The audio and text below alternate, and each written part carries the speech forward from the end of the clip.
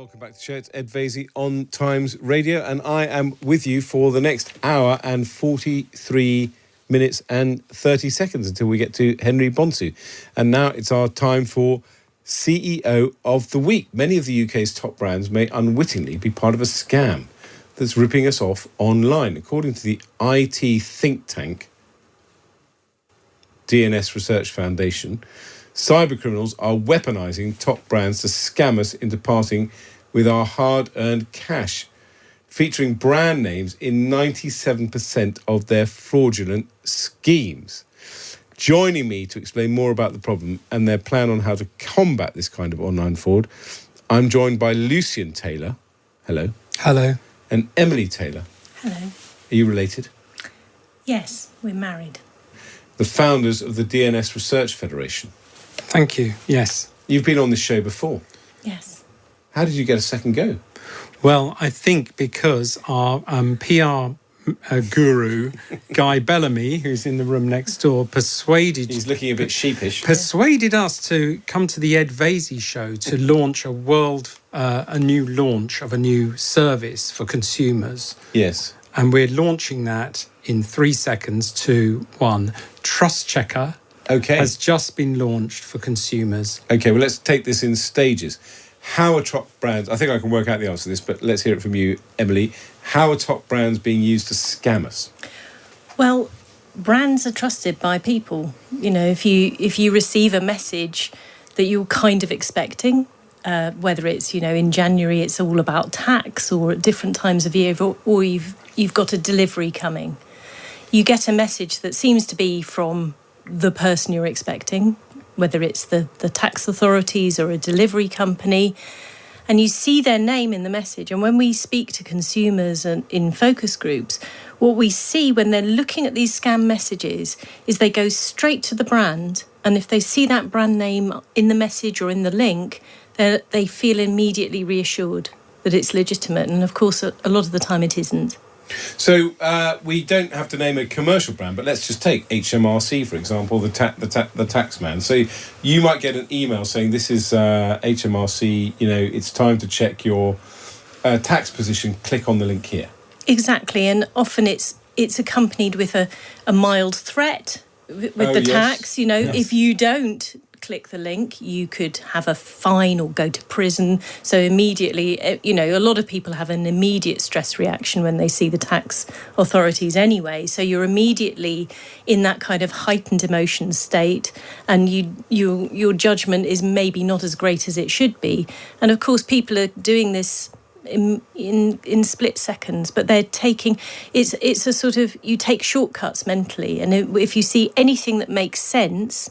And so the timing of these messages is really important, but also these names, the brand names, play a really important part in luring consumers and people into scams. And let's take a step back to the other side, the people who are sending these emails. Are they sending, for the sake of argument, you know, 120 emails to 120,000 people at a time saying, you know, time to check your tax, or are you expecting a delivery from X? Well, what we found is that, you know, from when you get these messages, it feels really personal, and it feels exactly right for what you're expecting. It's a bit like reading a horoscope. Will they normally be addressed to you? Will it say Dear Ed or Dear... It may or may not be. Usually it's not as personalised as it feels. And of course, what's being sent out is millions and millions and millions of messages. And if 1% or a fraction of that 1% click on the message, then it's worthwhile for the criminal gangs who are, you know, it's often organised criminal gangs who are doing this. And just remind us what the criminals get from this. You click on the link, what happens?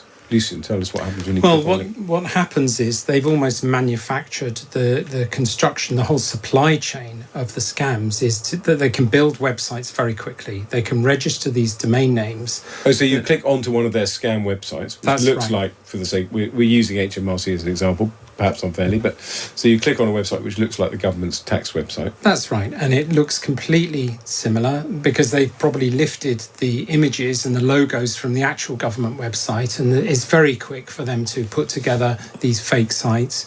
And you're asked to enter your typical login details. And what they're doing is, we call it phishing. They're harvesting your personal data. And if they can go on to get you to pay something, even better, because then they've got your credit card information as well.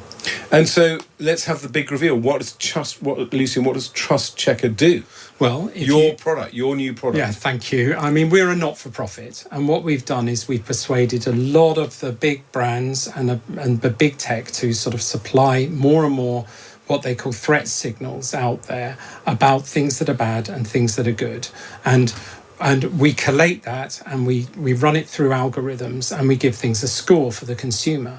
So if they're worried about a link, and it's not just in email messages, it's in SMS messages as well, or on websites. If they're worried about a link, they can put it into TrustChecker, and we'll give it an A, B, or a C rating. And basically what that's saying is, we didn't want to make it too complicated. An A rating means in the last year, we've found no problem with that. Now, if that is wrong, we ask them 3 quick questions. Why did you come here today? Do you think you've been scammed? Who do you think should be dealing with this? Now, you used to be the Secretary of State for Culture, Media and Sport, and you know that, attribution and who should deal with things is a really challenging thing. And finally, do you agree with the rating we've given? So we want to hear from the consumer as much as inform the consumer. So tell me how this works. Give me a lived example. So we're still with our HMRC example. I get this HMRC email. I'm suspicious. So I copy the link. I don't click on it. And I go to your website, which is called trustchecker.com. What's it called? Trustchecker.co.uk. So I go to trustchecker.co.uk. And presumably there's a bar on the box on the homepage, and I paste the link in. Your algorithm then does the work, looks at that link, and it will know perhaps some information supplied by HMRC who've come across this scam, or by a high street brand, that is a dodgy link. Yes. And it will tell you. I can give you one that's out there now. Okay. Where is it? HMRC. HMRC-account.top. Okay. Right. If you type that into trustchecker.co.uk now, it's got a C rating, caution. It's been spotted before in phishing sites. It's been taken down, and it's also been there for spam. So if you got an email or a text with that as any part of the link, HMRC-account.top, you'll get a C rating. And then we give you advice about I think caution is too cautious. We would say, stop now. Warning. There should be a sort of siren. Maybe we could get a message from you, Ed. Yeah. Maybe my head could pop up saying, don't click on that link.